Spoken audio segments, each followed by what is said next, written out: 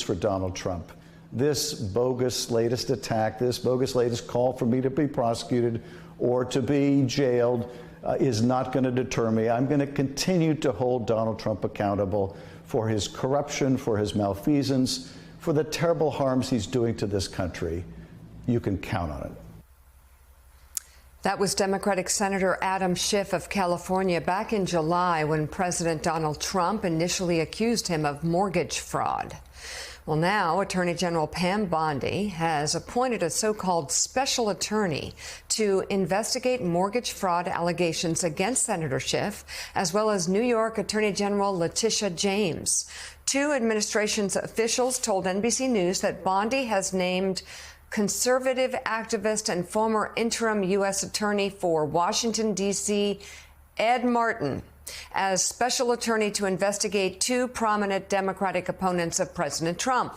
A senior law enforcement official revealed a grand jury seated in the Eastern District of Virginia will investigate fraud allegations against James, while a grand jury in Maryland will look into Schiff.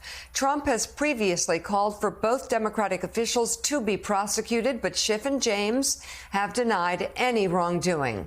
An attorney for James called the investigation, quote, the most blatant and desperate example of political retribution by the Trump administration. Schiff's lawyer called the allegations, quote, transparently false and criticized Ed Martin as brazenly partisan. Joining us now, NBC News senior executive editor for national security, David Rohde. I guess fair to point out that Donald Trump promised retribution against his political or perceived rivals all during the campaign, loudly and very transparently.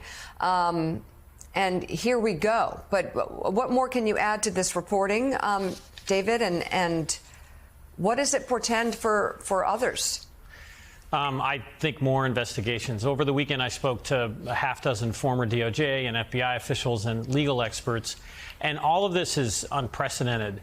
One small thing. So Ed Martin is going to be called a special attorney. This is not a special counsel.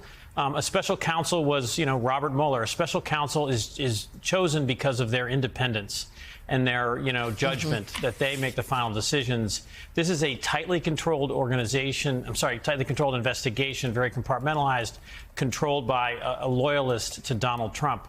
Robert Mueller, and a lot of this is trying to rewrite history, concluded that there was not enough evidence to bring a prosecution that Trump had colluded or his campaign had colluded with Russia.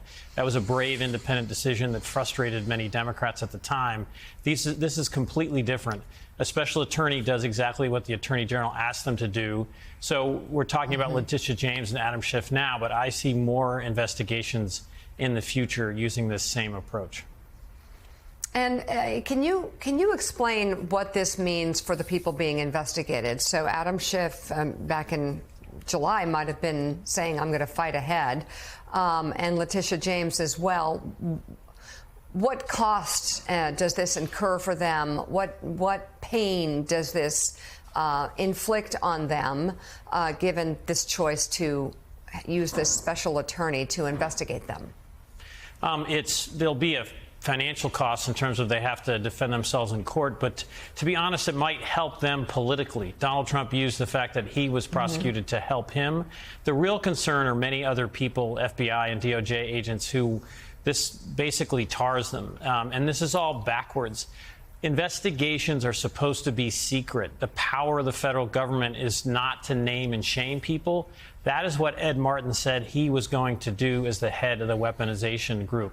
So it's those people who are effectively being silenced. They will be afraid to investigate corruption in the Trump administration, the second Trump administration. And that's really the broad problem here. It's intimidation. It's naming people before they've been indicted by a grand jury for committing any crime. So that's what's so troubling about what's happening.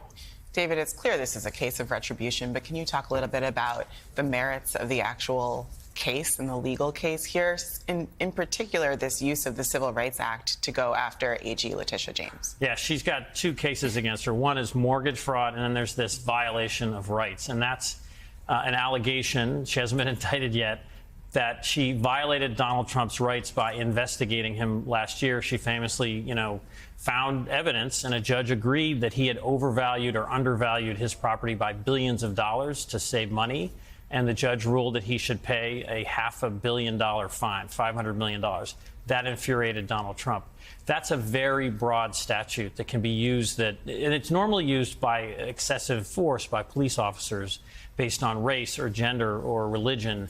It's now being used against anyone, it seems, who has investigated Donald Trump. As though he's a protected class.